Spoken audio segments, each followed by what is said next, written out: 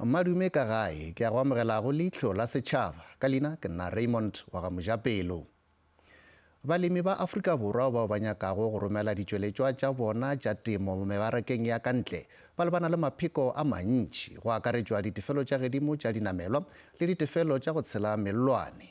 Le ge go na le mapheko, balemi ba bantši ba thoma go tšwelela mebarakeng ya ka nageng ya selete le ya boditšhabatšhaba. Good evening. South African farmers wishing to export their agricultural products to foreign markets still face many barriers, including high transport costs and costly cross-border transactions. SABC ke mongai wa kgasho ya G20 SA 2025.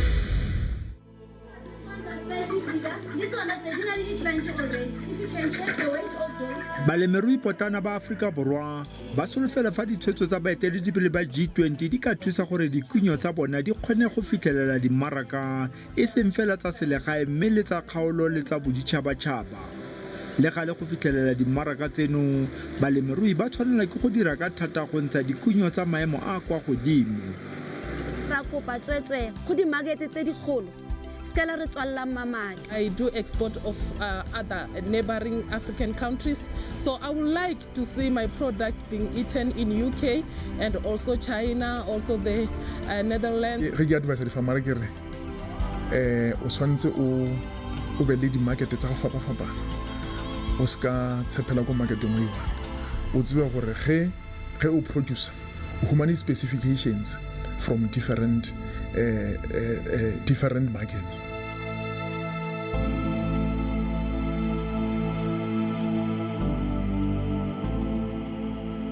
Naga ya Afrika Borwa e kokometse setilo sa boeteledipele ba G20 go tloga ngogola ka Sedimonthole.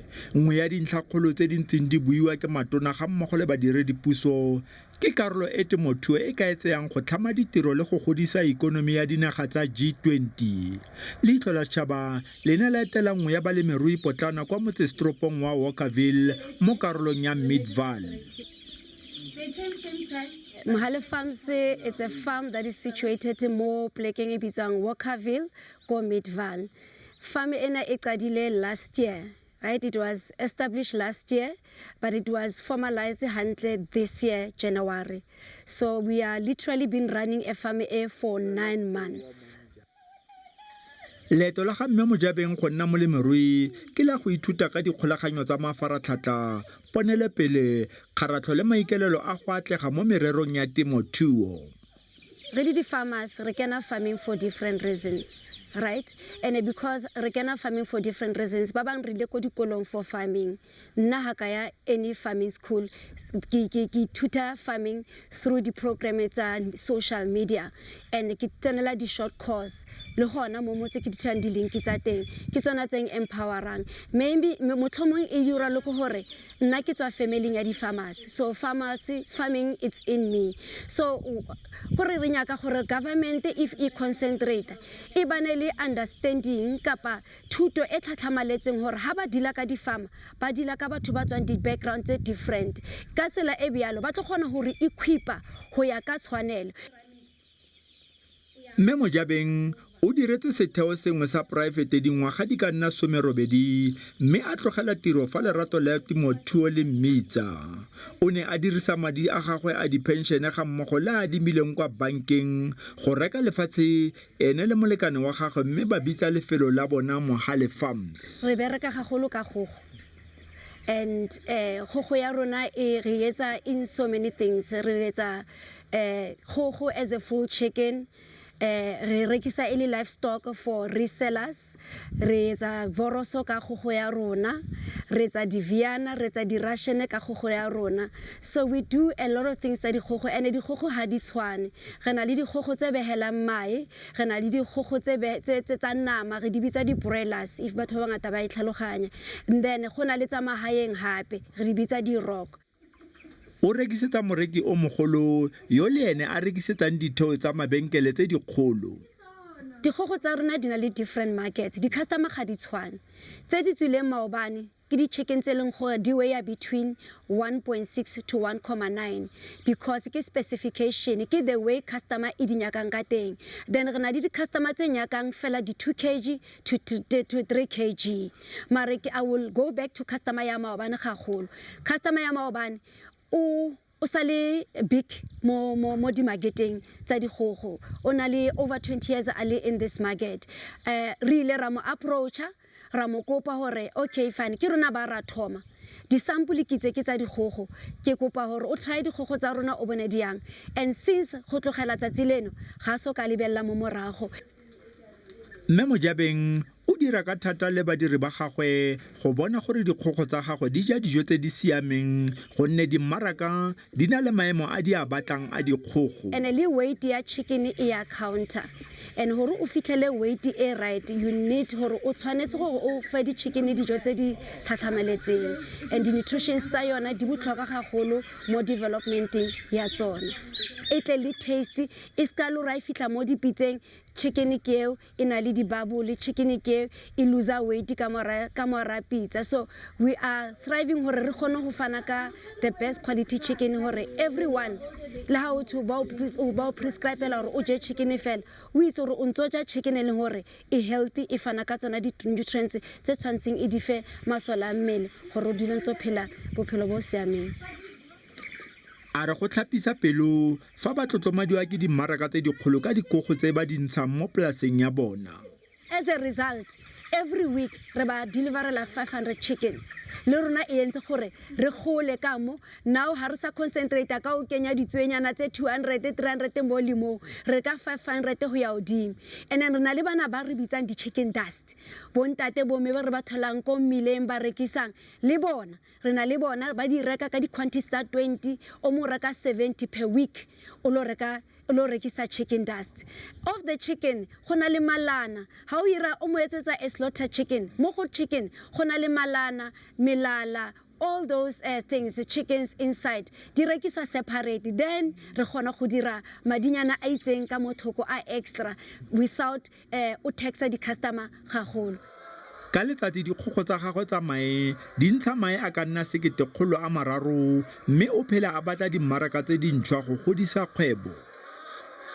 Re a leka ka gotle gore re tlemo re emo that is why le nna ha ke tswa ke o rekisa target ya ka ke di supermarket ke tsona ke batlang gore di produce same quality as di shop tsa rona tse kgolo tse re di tsebang tse ko retail le bona ha re tlisa mae ra wa branda a shebagale a bonagale gore this is from a serious producer e leng gore e na le a future e tlhatlhamaletseng. Mme Mojabeng gape o rekisetsa mabenkele a motse setoropo wa Val dikgogo ga mmogo le mae. Dishabong tsa rona re tsa sure motho a tsoreng 20 ranta o tswa ka shabo whether o tsore 50 or 20 we make sure and hape most of our work is for bomme ba rona ba baholo bonkgono ke bona ba supportang malapa a rona kaofela so we make sure that they can afford when they come here ba reke dishabo tsa bona re rekisa red meat mostly we specialize ka chicken mostly. So anything from the insides, full body, anything. Today we have special sarona sadi 99 rand. Ke uthola full chicken and chips. A re kamano ya bona le Mohale Farms e tlhokomela gore bareki ba kgona go reka dijo tsa tlhwatlhwa ka ditlhwatlhwa tse di siameng. I think also most of our aim was that re batla di local suppliers. That's what we aim for the shop so that we build the employment also within the community. So that's why Renale Mohale farms also, they're supplying us with eggs. Renale Monatu Water, that's supplying us with water. Renale Ideal maize meal, le bona ke di local suppliers. So we aim to support our people as a community. Le gale mme Mojabeng o santse a lebeletse kgolo ya kgwebo ya Mohale Farms go fitlhelela dimmaraka tse ditona go akaretsa mo Afrika le boditšhabatšhaba. Ra kopa tswetswe go di market tse digolo skela re tswalla mamati skela re a ke tsebile gore nka e bua yang gore e ska nna offensive to the market out there mar often di-prices tsa rona tse re di chargeang because we are up and coming le batla re price ditšhelete tse dinnyane tse ko tlase, and how we etsa o kry-a o sena profit. If ka nnete le ikemiseditse gore re gole in the market mix, le tshwanetse gore le re groome le re fe tsela ya gore le rona re gole ka gore o dumela gore re alawe di-price tsa rona di adjuste ka tshwanelo. A re seno o se bone fa ne a rekisa merogo go tswa mo polaseng ya gagwe. Gobane ntho ke eleletsweng ka moaraka di ne re na le yona, like a re na di-chicken fela do re specialize ka di-chicken. Ha ke tsamaisa mokotla wa spinach, one of the shops nka ba rekisetsa spinach se leng gore se ka ba fa 5 bunches, nna se tswa ka 7 rand ke price ya bona, it's non-negotiable. Ha ke nagane gore e na le buffet, because if wena nka spinach sa 7 rand o fitla o se rekisa 12 rand ha raro kapa ha tlhano, it means wena o swentse profit beyond le nna ntho ke berekanye. SABC ke mongai wa kgasho ya G20 SA 2025. SABC ke mongai wa kgasho ya G20 SA 2025. Mme Sophie ke mongwe wa balemirui bao ba dirang ka thata go godisa temothuo. Leihlo la Sechaba le ne la moetela kwa polaseng ya gagwe kwa Boksburg mo profenseng ya Gauteng. Tota re mo fitlhela a semeletse ga mmogo le badiri ba gagwe mo polaseng ya diheketara di le 25.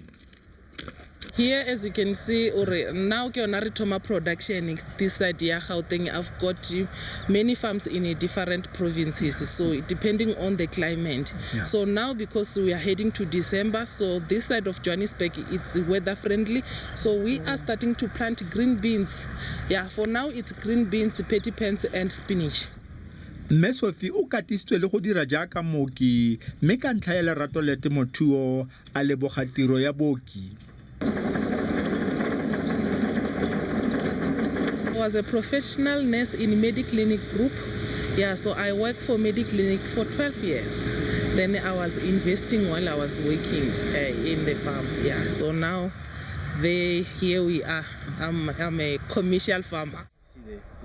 Ene ga a leme fela gonne ebile e le moreki wa merogo mo baleming ba bangwe.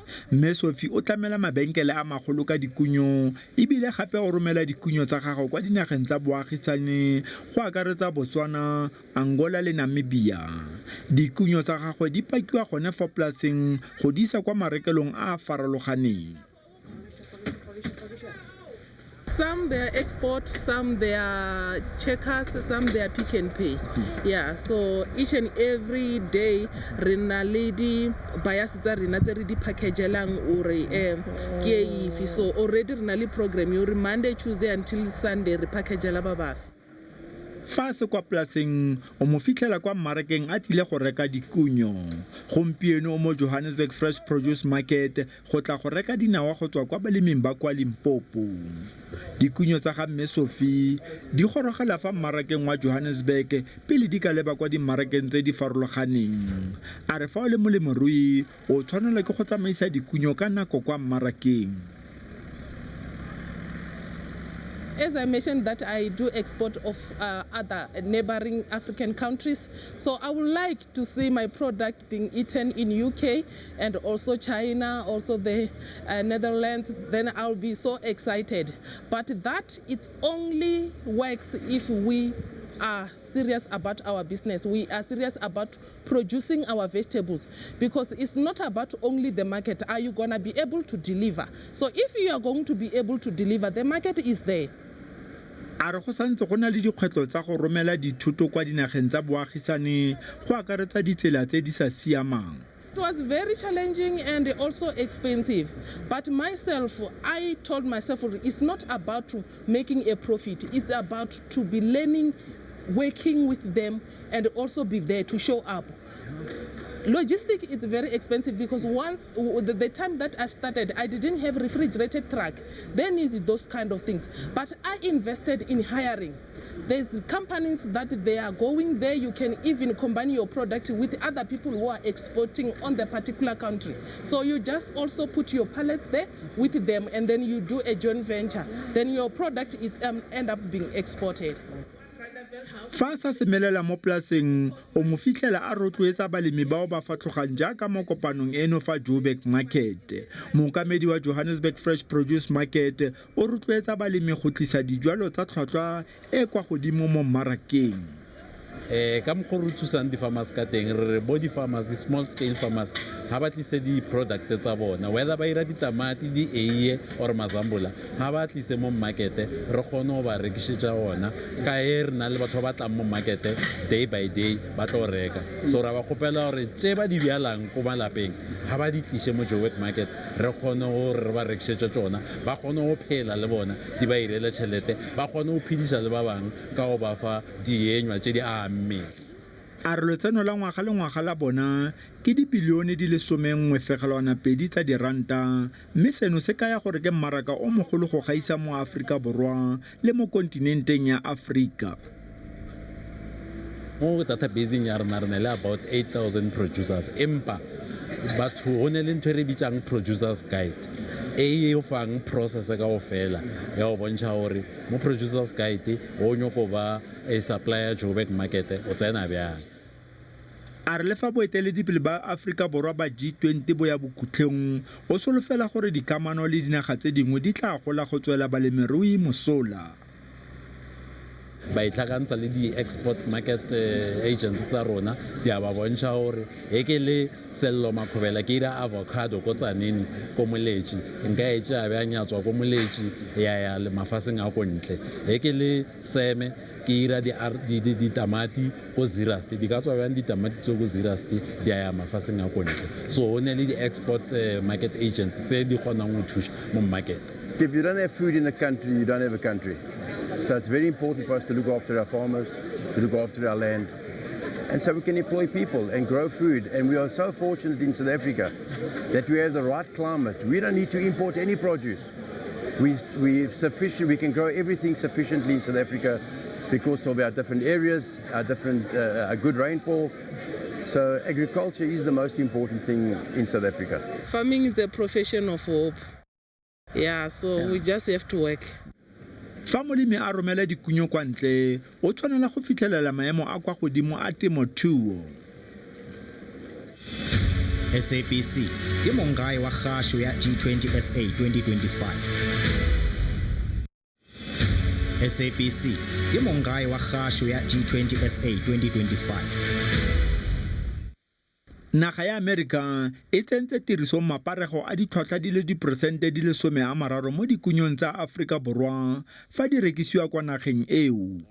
Ka jalo naga ya Aforika Borwa e tsomana le dimmaraka tse dintšhwa segolo mo dinageng tsa semphato tsa G20. Go šomiša setheo se sa G20 re ka kgona go leverage go those countries tse di leng gona gore re kgone gore re tla re diversify or re ishe di-products tsa rena mo dinageng tse dingwe or ko di-regioneng tse dingwe re lebeletse gore re mova gannyane ko go di-traditional market tsa rona tse e leng gore bogolo ne le Europe le America and then le China. A re dipalopalo tsa sešweng di bontsha fa mmaraka o mogolo wa dikunyo tsa Aforika Borwa o le mo kontinenteng ya Afrika. The agricultural products, the biggest market wa rena currently ke Africa. Go ntse go na le dikgwetlho yana tsa di-logistic le supply chain inefficiency. 44% of agricultural products tsa rona di ya ko Africa. So go bontsha botlhokwa ba African Continental Free Trade Area e botlhokwa thata ka gore e re fa access ya 54 countries tsa Africa. O ikuela go baeteledipele segolo ba dinaga tsa Afrika go semagana le dikgwetlho tse di lebaneng balemi kwa melelwaneng. Go tlhokega one-stop shop in terms of border because go lebelela di-lorry tse e le gore di delivera dithoto di ema nako e telele ko di-bordereng and di affecta shelf life ka go bua ka agriculture shelf life ya gona is short, is limited. So ge lorry e ema ko bordereng for 2 weeks or a week and then e affecta quality as well and also le efficiency ya that market. gantsi balemirui ba kgobega marapo fa dikuno tsa bona di sa rekiwe ka ga ba senyegelwa ke nako ga mmogo le dipeeletso tsa bona. Ke fela ge ke advise di-farmera ke re o tshwanetse o be le di-market tsa go fapa-fapana, o ska tshepela ko marketeng o e one. O tsebe gore ge o producer o humane specifications from different markets, whether tja local or tja international, and o tsebe gore o di-supplier ka nako e feng. A re le gale fa o le molemi o tshwanela ke go tlisa dikuno tsa gago ka nako kwa mmarakeng. Timing important ka agriculture. Ge ba re le o di tlise ka second week ya kgwedi e itse, mme ba re le second week of December, wena wa tla ka third week or fourth week, o lose that market because a o tshepagale nako e botlhokwa. Le bona ba servisa di-client tsa bona, wena o client mara le bona ba na le di-client tsa bona tse ba di servisa. So ke chain, so le chain eo e ya ka gore go le molemi o itlhokomele and o tlhomphe se o se irang. Balemirui ba le bantsi ba kwa metsemagaeng ba santse ba iponna dikgwetlho tsa sekgala se se leele go tsamaisa dikuno tsa bona go ya kwa mmarakeng. Rona balemi re a bereka, re na le a lot of things tse tshwantseng re di cover, re iphumana di-businesses tsa rona di shwa because ha re sa kgona, re na bokgoni ka re yaanong re a ithekisa ka bonyane bo be leng gore di-company tse kgolo di batla re ithekise, because I guess at this stage re ntse re le mohaung wa gore re kene, mara ra kopa gore la re ka ba mohaung le bona ba re utlwelle re kgone go gola re be mono. Mohumo ona ko mongata kaofela re le batho re na le a little bit gore ka ja go go yona. A re seno se ka dira gore dikgwebo tsa bona di phutlhame gonne le bona ba na le dikgwetlho tsa bona. Le gale mme Mojabeng a re o rekisetsa morekisi yo mogolo yo le ene a rekisetsang ditheo tsa mabenkele tse dikgolo. Dikgogo tsa rona di na le different markets, di-customer ga di tshwane. Tse di tswileng maobane ke di-chicken tse leng gore di weigh between 1.6 to 1.9 because ke specification, ke the way customer e di nyakang ka teng. Then re na le di-customer tse nyakang fela di 2 kg to 3 kg. Mare I will go back to customer ya maobane gagolo. Customer ya maobane o sa le big mo di-marketeng tsa dikgogo, o na le over 20 years a le in this market. Re ile ra mo approacha, ra mo kopa gore okay fine ke rona ba ra thoma di-sample ke tsa dikgogo, ke kopa gore o try dikgogo tsa rona o bone diang, and since go tlogela tsatsi leno ga so ka lebella mo morago. Mme a re tota le fa temothuo e tlhoka madi a le mantsi le boineelo, o rotloetsa bašwa go tseya karolo. I want to see young people growing and learn to work with what you have, because sometimes you must know that if you're really a farmer, this is not a government thing. It's your business that you really want it to grow. So whether there's funding or not, you must keep moving. The wheel must run every day. Kwa bofelong baeteledipele ba dinaga tsa G20 ba lebano ke kgwetlho ya go tlisa tekatekanyo mo dinageng tsa bona, mme nngwe ya dikgwetlho ke go bula dimmaraka gore dikuno tsa temothuo di fitlhelele marekelo.